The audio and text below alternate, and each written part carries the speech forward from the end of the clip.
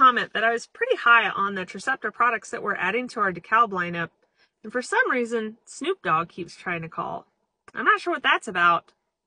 After a brief pause with a lot of planting going on, I wanted to jump back into a weekly plot thought video. Today I want to talk about our two new Tricepta products, 110-41 and 113-83.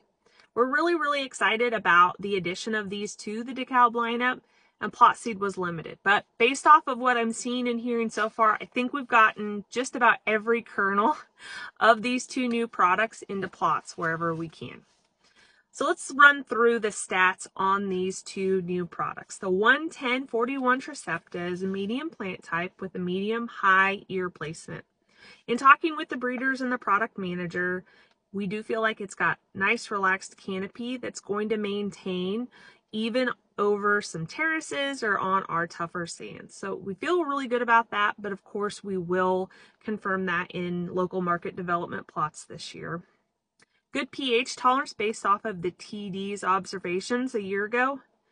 Very stable agronomic package. If I look at the ratings on this, whether it's Goss's wilt, drought, stress, emergence, stalks, roots, it's just a very stable product and is going to be, in my mind, a very steady Eddie type of agronomic package. Semi-flex ear with this.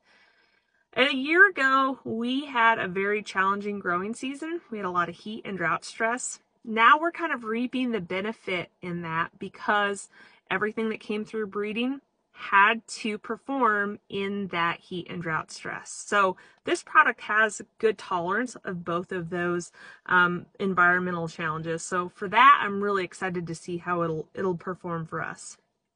In December, when Jeff and I pulled our data for central and western Kansas, we were really excited to see that this had good performance in the west, especially compared to our Pioneer checks, as well as some of the key products that we're using in this lineup, like 6140 and 41, and 6390 and 91. So we've been waiting and wanting a nice refresh in this RM, and so I'm really glad to see the addition of 110-41 Tricepta.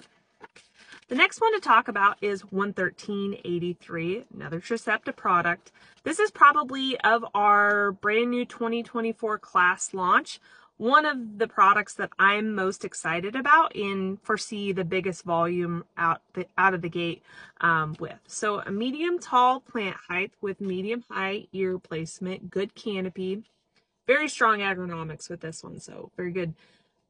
Test weight, Southern Rust, and Goss's wilt ratings on this. Another product that we see very solid heat and drought stress tolerance coming through. A semi-flex ear hybrid. We don't have the pH ratings on this one. We will have to collect those this year, so we don't know what that's going to be. But when Jeff and I pulled the data on this, it was kind of unbelievable with an 86% win rate against the competitive checks in our current lineup, and that was with 264 comparisons. So if I think about the additions that we've made to the lineup, like 6606, in my opinion, I think that the 113 is kind of taking a lot of those similar characteristics of the 6606 and bringing it to us in a 113 RM, which is something that we've really wanted and needed. So these two products, like I mentioned, were limited plot seed. I think we're going to get all of it into the ground. A week ago, I was able to go out to Hugoton, Kansas, to our VRI site and take some early emergence notes. That was one of the first planted plots in my area. That was planted on April 21st, and so we had a cold spell.